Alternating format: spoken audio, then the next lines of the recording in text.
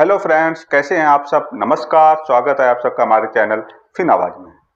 Friends, जब हम किसी कंपनी का एनालिसिस करते हैं तो उस एनालिसिस करते टाइम हम कई रेशियो का यूज़ करते हैं। उन रेशियो में से एक इम्पॉर्टेंट रेशियो होता है रिटर्न ऑन इक्विटी, जिसे प्रॉफिटेबिलिटी रेशियो भी कहते हैं।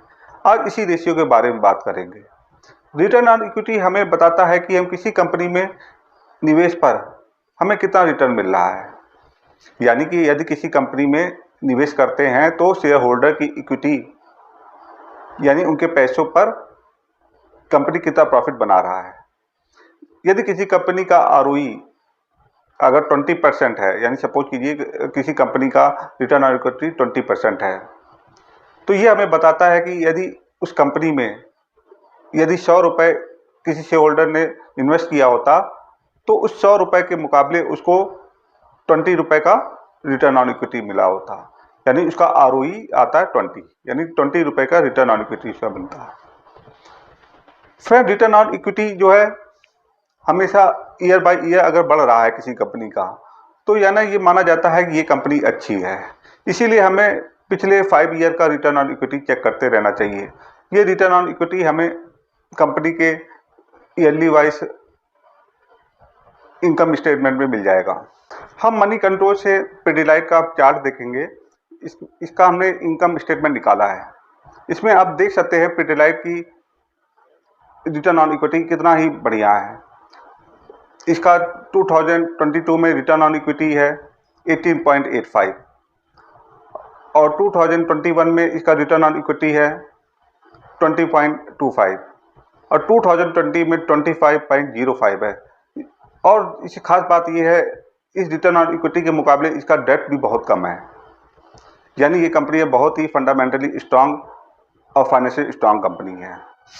फ्रेंड, रिटर्न ऑन इक्विटी में कई सारी खामियां हैं। जब हम किसी दो कंपनी कंपैरिजन करते हैं तो जरूरी नहीं है कि दूसरी कंपनी जिसका रिटर्न ऑन इक्विटी बढ़ा हुआ शो हो रहा है तो वो कंपनी बढ़िया हो सकता है उसका रिटर्न ऑन इक्विटी बढ़ा हुआ उसके डेब्ट के कारण हो रहा है। यानी जब कंपनी का डेब्ट ज़्यादा होगा तो इक्विटी उसकी कम हो जाएगी, जिससे कि रिटर्न ऑन इक्विटी ज़्यादा शो होगा। इसको हम एक एग्जांपल के तौर पे हम समझाएंगे। एक दो कंपनियां हैं, हम दो कंपनियों को कंपैरिजन करेंगे। एक एबी कंपनी है और दूसरा एक्सवाई कंपनी है। एबी कंपनी का जो है नेट प्रॉफिट 20 करोड़ है और उसका इक्विटी है 100 करोड़ रुपीस। तो इसका आरओई क्या निकल के आएगा? आरओई का फार्मूला होता है net profit divided by share holder equity.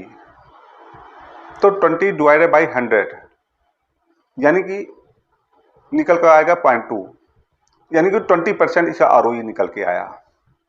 अब दूसरी कंपनी है एक्सवाई कंपनी। इसका भी नेट प्रॉफिट सेम 20 करोड़ रुपए है और इसका इक्विटी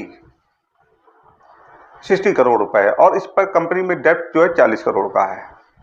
तो आरओई इसका निकल के आएगा net profit 20 crore divided by company की इक्विटी है 60, 1/3, यानी कि 33% इसका आरओई निकला।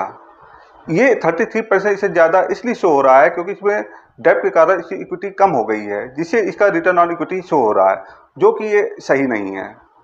यानी ये कंपनी फंडामेंटली स्ट्रांग कंपनी नहीं मानेंगे कंपैरिजन जिसका आरओई कम है। इस कंपनी जिसका एबी लिमिटेड का है, जिसमें कोई भी डेब्ट नहीं है, ये 20% ये अच्छी और स्ट्रांग फाइनेंशियल कंपनी होगी। फ्रेंड्स, इसका एक रीजन और भी होता है। कई कंपनियां क्या होती है, अपने शेयर बाईबैक स्कीम लाती है, उससे अपने कंपनी के शेयर को वापस लेती है, जिससे इक्विटी कम हो जाती है, आरओई जो है हमारा ज़्यादा शो होता है। इसमें कई चीज़ें हमको इसलिए हमेशा चेक करते रहना चाहिए। एक ही रेशियो के भरोसे नहीं रहना चाहिए, हमें कई सारे रेशियो इसमें चेक करने चाहिए। उसकी डेब्ट टू इक्विटी रेशियो, उसका आरओई, ये कई सारी हमें उसे रेशियो चेक करते रहना चाहिए और उसका पूरा हमें एनालिसिस करना चाहिए, तब कोई शेयर हमको बाय करना चाहिए। अगर फ्रेंड्स ये चैनल आपको हमारा पसंद आया हो तो बेल आइकन का बटन जरूर दबाइएगा और लाइक जरूर कीजिएगा। तब तक के लिए नमस्कार।